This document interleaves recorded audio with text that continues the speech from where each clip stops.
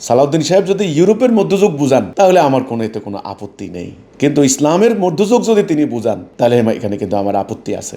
শরিয়ার কথা উঠলে, প্রকাশ্য শাস্তির কথা উঠলে ওনারা বলেন আমরা তো আর মধ্যযুগে নাই। তাহলে কোন যুগে আছি আমরা? এখন যে ব্রিটিশ আইন, এটা কোন যুগের আইন? মধ্যযুগ বলতে যদি আপনারা ইসলামের বিধানকে মনে করেন তাইলে এখানে ভুল হবে, এখানে চরম একটা মিস্টেক হবে, আরো নিষ্ঠুর, আরো নির্মম, আরো ভয়াবহ। একটার ঘটনা আরেকটা ঘটনাকে ছাড়িয়ে যাচ্ছে। তো সেটার জন্য মধ্যযুগীয় কথা বলে অ্যাভয়েড করে লাভ নেই। উনি কি মিন করেছেন উনি জানেন, কিন্তু আধুনিকতার নামে আমরা ইউরোপের যে আইন প্র্যাকটিস করছি এটা আরো বেশি পুরানো আইন। এটা এখন কার্যকারিতা হারিয়েছে, এটার নেসেসিটি হারিয়েছে, এটার প্রয়োজনীয়তা হারিয়েছে। আমি পড়েছি স্বরাষ্ট্রমন্ত্রীর, আমি পূর্ণাঙ্গ বক্তব্য দেখিনি, তবে মিডিয়াতে যতটুকু আংশিক বক্তব্য এসেছে সেই হিসেবে স্বরাষ্ট্রমন্ত্রী সালাউদ্দিন সাহেব তিনি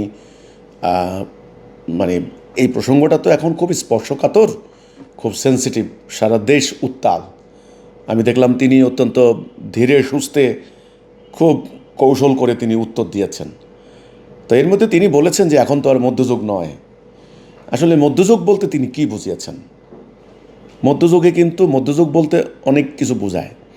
আমার মনে আছে আমরা যখন ফাইনাল ইয়ারে যখন ক্লাস করতাম তখন মধ্যযুগের রাষ্ট্রদর্শন নিয়ে আলোচনা হতো। তো একদিন আমি আমার শ্রদ্ধেয় শিক্ষককে প্রশ্ন করেছিলাম, স্যার মধ্যযুগ বলতে কোন মধ্যযুগ বুঝেন বলেন? এটা কি ইউরোপের মধ্যযুগ, না মুসলিম জাহানের যেটা স্বর্ণযুগ আমরা বলি, আমাদের মুসলমানদের স্বর্ণযুগ, সেটা আপনি কোন মধ্যযুগ বলেন? তখন আমার স্যার বলছিলেন যে দেখো আমরা তো ক্লাসে কোনো মুসলিম বিশ্বের মধ্যযুগ পড়াই না, আমরা পড়াচ্ছি ইউরোপের মধ্যযুগ। এখন সালাউদ্দিন সাহেব যদি ইউরোপের মধ্যযুগ বুঝান তাহলে আমার এতে কোনো আপত্তি নেই, কিন্তু ইসলামের মধ্যযুগ যদি তিনি বুঝান তাহলে এখানে কিন্তু আমার আপত্তি আছে। শরিয়ার কথা উঠলে, প্রকাশ্য শাস্তির কথা উঠলে ওনারা বলেন আমরা তো আর মধ্যযুগে নাই। তাহলে কোন যুগে আছি আমরা? এখন যে ব্রিটিশ আইন, এটা কোন যুগের আইন? রোমান ল, হাম্বুরাবি ল থেকে, যারা ল সম্পর্কে, উনি নিজেও একজন আইন বিশেষজ্ঞ, সালাউদ্দিন সাহেব নিজেও একজন কিন্তু সংবিধান বিশেষজ্ঞ বা আইন মানে মোটামুটি বিশেষজ্ঞ বলতে কি, এখন ওনারা মোটামুটি আমার যতটুকু দেখা উনি ভালো, ওনার আইডিয়া আছে সংবিধান বা সম্পর্কে। তাহলে বর্তমান আইনের উৎস কী উনি তো ভালো জানবেন না। সেই 4000 বছর আগের হাম্বুরাবি ল, রোমান ল, তারপরে হলো গ্রিক ল থেকে, এরপরে আপনার ইউরোপের ব্রিটিশ ল, সেটা তো কবেকার। তো একটা কথা উনি বলেছেন যে সেটা হলো স্থানকালপত্র ভেদে সময় সময়ে আইনের প্রয়োজনীয়তা, প্রযোজ্যতা, জনচাহিদা দেখে পরিবর্তন হয়, সেটা ঠিক আছে। কিন্তু আমার কথা থাকবে এখানে, মধ্যযুগ বলতে যদি আপনারা ইসলামের বিধানকে মনে করেন তাইলে এখানে ভুল হবে, এখানে চরম একটা মিস্টেক হবে, ভুল হবে। হ্যাঁ, স্থানকাল পাত্রভেদে আইনের ধারা উপধারার পরিবর্তন হবে, কিন্তু আল্লাহ সুবহানাহু তাআলা যে বিধিবদ্ধ আইন আমাদের জন্য করে দিয়েছেন, দৃষ্টান্তমূলক শাস্তি, যে কুতিবা আলাইকুমুল কিসাস, তোমাদের জন্য কিসাসের বিধান ফরজ করে দেওয়া হলো। কিসাস মানে সমপরিমাণ, এটা যে কোনো আলেম ওলামাই জানেন, যে কোনো মুফতিরাই জানেন। সেটা হলো কি, চোখের বদলে চোখ, হাতের বদলে হাত, নাকের বদলে নাক। এখন এই যে রামিসা, এই যে মেয়েটাকে, একটা নিষ্পাপ মেয়েকে এভাবে যে ধর্ষণ করে হত্যা করা হলো, এখানে কতগুলি ঘটনা ঘটেছে একসাথে। প্রথমে ঘটনা ঘটেছে তাকে ধর্ষণ করাটা, এটার শাস্তি হবে আলাদা, দেখেন কোরআনে কি ভয়ঙ্কর শাস্তি।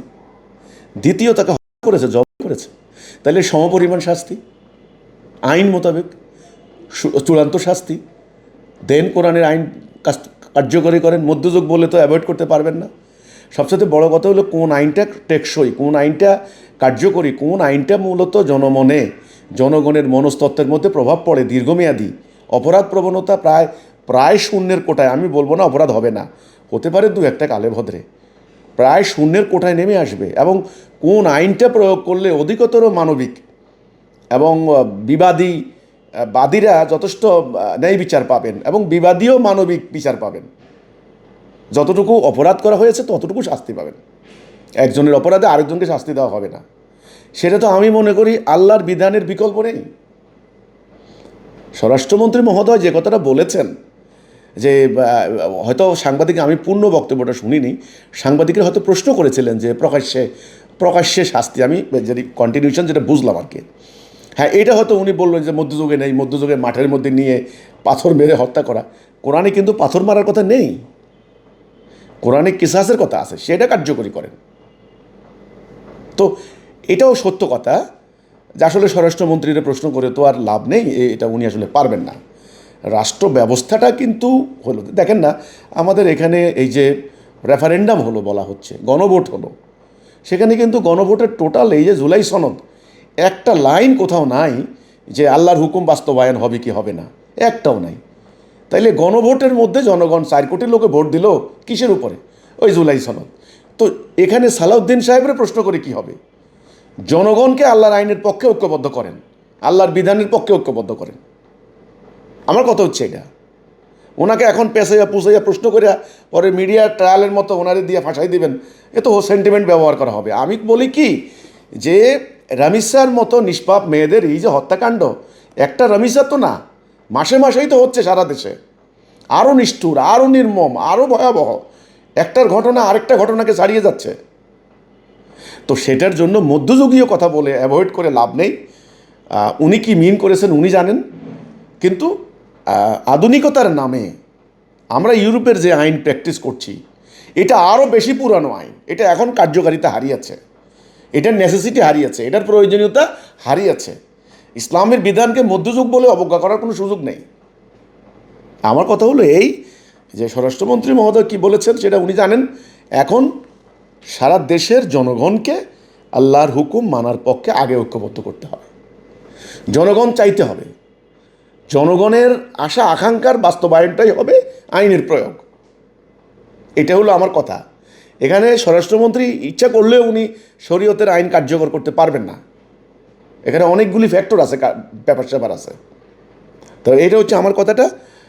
খালি একদিকে কথা বললে তো হবে না, একমুখী কথা বললে হবে না। বাস্তবতা এবং প্র্যাকটিক্যাল যে সিচুয়েশন, এটা আমাদেরকে বিবেচনায় নিতে হবে। তো আমার পক্ষ থেকে যদি আপনি জানতে চান, আমি বলবো মধ্যযুগ প্রাচীন যুগ বলে কোনো কথা না। আমরা মুসলিম, আমরা মোমেন, আমরা বিশ্বাস করি আমাদের জন্য নামাজ যেমন ফরজ, আল্লাহর আইনে বিচার করাও ফরজ। ওকে, আল্লাহ বলছেন কুতিবা আলাইকুমুস সিয়াম, তোমাদের জন্য রোজা ফরজ করে দিলাম। একই আল্লাহ বলছেন কুতিবা আলাইকুমুল কিতাল, তোমাদের জন্য যুদ্ধ ফরজ করে দিলাম। তাহলে যুদ্ধ ফরজ। আবার একই আল্লাহ বলছেন সূরা বাকারায় কুতিবা আলাইকুমুল কিসাস, তোমাদের জন্য সমপরিমাণ বদলা, মানে এটা বিচারিক সিস্টেম, জুডিশিয়ারি সিস্টেম, ওটাও তোমাদের জন্য ফরজ। তাহলে আমি নামাজ পড়লাম, রোজা রাখলাম, এই যে কোরবানি দিলাম, আমরা ধর্মীয় কর্তব্য, কিন্তু আল্লাহর আইনে বিচার করাও ফরজ, এটাও আমাদের ধর্মীয় কর্তব্য। তবে সেটার জন্য পুরো জনগণের একটা মানে সমন্বিত সিদ্ধান্ত লাগবে। জনগণ এই সিদ্ধান্তটা নিতে হবে যে আমরা চলমান উপনিবেশিক যুগের ব্রিটিশের তৈরি এই আইন ব্যবস্থা আমরা বাদ দেব, বাদ দিয়ে আল্লাহর বিধান কায়েম করব। সেটার জন্য একটা সিস্টেমেটিক ওয়েতে একটা গভর্নমেন্ট ফর্ম হবে। তখন এই রামিসাদের মতো এই নিষ্পাপ মেয়েদের হত্যাকাণ্ডের একেবারে আল্লাহর আইনের ঠিক মানে দৃষ্টান্তমূলক শাস্তি হবে। এই হচ্ছে আমার কথাটা। এখন স্বরাষ্ট্রমন্ত্রী তিনি মধ্যযুগের বলে উনি কি বুঝাইতে চাইছেন আসলে আমি এটা ক্লিয়ার না। আমার কথা হলো মধ্যযুগ বলে যদি উনি ইউরোপিয়ান রাষ্ট্রচিন্তা বুঝিয়ে থাকেন, আইন বুঝিয়ে থাকেন, তাহলে আমার কোনো আপত্তি নেই। কিন্তু মধ্যযুগ বলতে যদি উনি যদি ইসলামের বিধিবিধান বুঝিয়ে থাকেন, তাহলে এখানে আমার ঘোরতর আপত্তি আছে। এটা হলো আমার কথাটা।